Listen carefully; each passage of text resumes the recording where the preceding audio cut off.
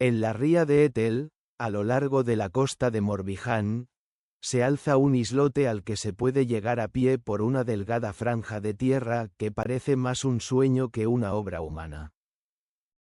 La isla de Sencado se encuentra cerca de Bells, entre Auray y Port Louis, en esa Bretaña profunda donde el mar sube y baja 2 veces al día y donde las leyendas no son ornamento del paisaje sino parte integrante de su topografía.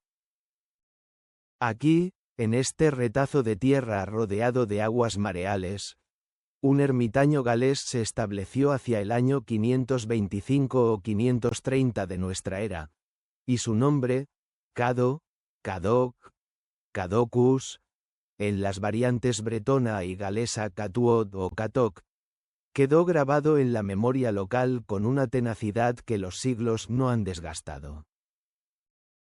La leyenda del puente construido por el diablo a cambio de un alma, y del engaño perpetrado mediante un gato, está documentada por Charles Cayer en su monumental obra Caractéristiques de Seigs dans l'art populaire, publicada en 1867 en el segundo volumen, donde el autor describe imágenes devocionales, estampas populares, silografías, grabados, en las que Sancado, sobre el puente, ofrece el felino al demonio. Este testimonio iconográfico del siglo XIX fija una tradición ya entonces bien arraigada en el folclore de Morbihan, e inserta la leyenda bretona en el vasto catálogo europeo de los puentes del diablo.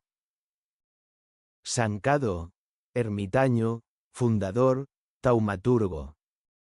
Sancado pertenece a la generación de los santos peregrinos celtas del siglo VI, figuras de ascetas que, impulsados por devoción mezclada con necesidad histórica, cruzaron el mar desde Britania hacia las costas armoricanas durante las décadas de las invasiones sajonas. Según la tradición hagiográfica, era hijo del príncipe Winlib de Glamorgan, y su huida hacia Bretaña lo condujo finalmente a elegir ese islote de la ría de Etel como lugar de retiro y oración. Allí fundó un eremitorio que en 1089 se convirtió en un priorato benedictino dependiente de la abadía de Sainte-Croix de Quimperlé, institución que imprimió al lugar una duradera impronta monástica. La capilla románica que hoy se visita, del siglo XII y catalogada como monumento histórico, perpetúa en piedra la memoria de aquella fundación eremítica. El culto de Sancado se concentró con el tiempo en una especialización terapéutica precisa. Es invocado como patrón de los sordos y de las enfermedades del oído. En la capilla subsiste el llamado lecho de Sancado, una estructura de piedra donde los fieles introducían la cabeza con la esperanza de sanar. Este detalle, el contacto físico con la piedra sagrada, la curación por incubación, evoca prácticas cultuales antiquísimas bien documentadas en el mundo celta y mediterráneo, y señala cómo el santo absorbió y redefinió funciones terapéuticas preexistentes ligadas al territorio. Cado murió en Gales, pero su culto permaneció sólidamente arraigado en Bretaña, testimonio de esa dialéctica incesante entre las dos orillas del mar de Irlanda que caracteriza la civilización celta tardo-antigua y medieval. El pacto con el diablo y el engaño del gato. La estructura narrativa de la leyenda es reconocible en su claridad. Sancado desea un puente que conecte el islote con tierra firme, para ahorrar a los fieles la travesía en barca, a menudo peligrosa en las caprichosas aguas de la ría. El diablo se ofrece a construirlo en una sola noche, con la condición de que el alma de la primera criatura viviente que recorra el puente al terminar la obra sea suya. Se estipula el acuerdo. En la noche, el demonio trabaja sin descanso. En algunas variantes ayudado por su madre, que transporta piedras en el delantal, y al amanecer el puente está terminado. Pero Sancado, en lugar de enviar a un hombre o a una mujer a inaugurar el paso, Deja cruzar un gato. El animal atraviesa el puente. El diablo, enfurecido por la burla, agarra al felino, a veces por la cola, y se marcha con las manos vacías en lo que al alma prometida se refiere. Las variantes de la leyenda multiplican los elementos narrativos con una generosidad propia de la tradición oral.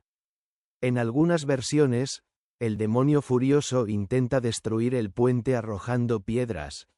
Los bloques caídos formarían los escollos de Pont Lorrois, y la caída o resbalón del santo durante la lucha habría dejado impresa en la roca su huella, celebrada como el resbalón de San Cado y señalada por un calvario. En otros relatos, el enfrentamiento entre el santo y el diablo se traduce en un duelo de oficio, la lezna del zapatero contra el tridente demoníaco, ganado por el astuto ermitaño. Una variante aún más elaborada narra una competición de construcción. El diablo levanta una morada, San Cado responde con un castillo de hielo o de cristal que, al derretirse bajo el sol, arrastra y aplasta al demonio. Estas estratificaciones narrativas revelan un proceso de acumulación típico del folclore. La leyenda etiológica del puente, simple, geométrica en su esquema de contrato y engaño, atrae hacia sí episodios aventureros, explicaciones topográficas, elementos de humor popular e incluso fragmentos de duelo cósmico. Los puentes del diablo y el papel del animal engañador.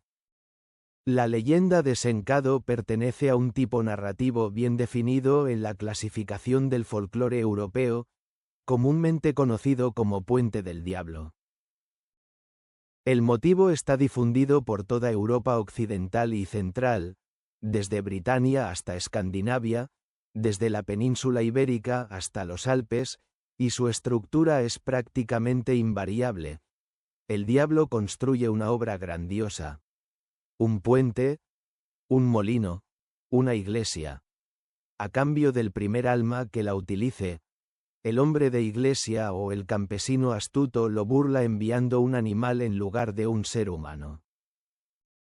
El animal elegido varía según las tradiciones locales: perro, cabra, gallo, zorra, gato.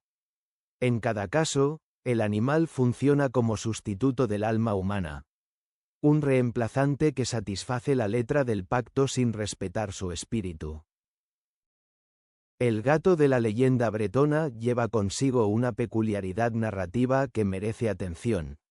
En algunas versiones el diablo, al agarrar al felino por la cola, le deja una marca, una huella física de su rabia, que explicaría un rasgo anatómico o de comportamiento del animal.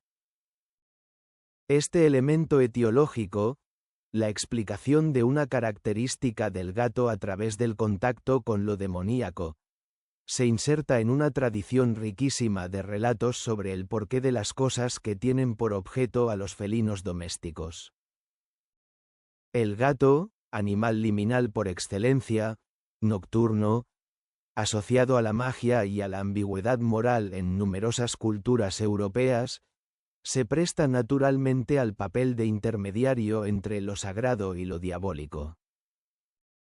En la leyenda de Sencado, el felino no es la víctima del engaño sino su instrumento. Es la astucia del santo la que se encarna en un cuerpo felino y atraviesa el puente en lugar del alma humana. La iconografía popular y la tradición devocional. La fuente primaria para la documentación de esta leyenda en el arte popular sigue siendo Charles Cailler, jesuita y erudito, que en el segundo volumen de las característiques de Seids dans l'art populaire, de 1867, describe estampas e imágenes devocionales que representan a San Cado en el acto de ofrecer el gato al diablo sobre el puente. Estas imágenes, silografías, grabados en cobre, estampas populares difundidas probablemente a través de los buhoneros que abastecían el mercado de la devoción rural bretona, constituyen un testimonio precioso para la historia de la iconografía hagiográfica menor. No ilustran textos canónicos ni siguen modelos elaborados en ambientes cultos. Nacen directamente de la tradición oral y le devuelven forma visual, en un círculo de refuerzo mutuo entre relato e imagen que es característico de la cultura devocional popular. La escena del puente con el gato no tiene paralelos estrechos en la iconografía hagiográfica latina o griega, donde los animales aparecen generalmente como atributos simbólicos del santo: el cordero, el león, el cuervo, más que como protagonistas de un episodio narrativo específico. La imagen de Cado ofreciendo el felino al demonio es por tanto una creación autónoma del folclore bretón, que adapta el esquema europeo del puente del diablo a la figura de su santo local y lo cristaliza en una imagen visual reconocible y replicable. Grillot de Gibry, estudioso del ocultismo y la iconografía esotérica, también mencionó representaciones de esta escena, señalando su circulación en ambientes interesados en lo demoníaco dentro de la cultura popular.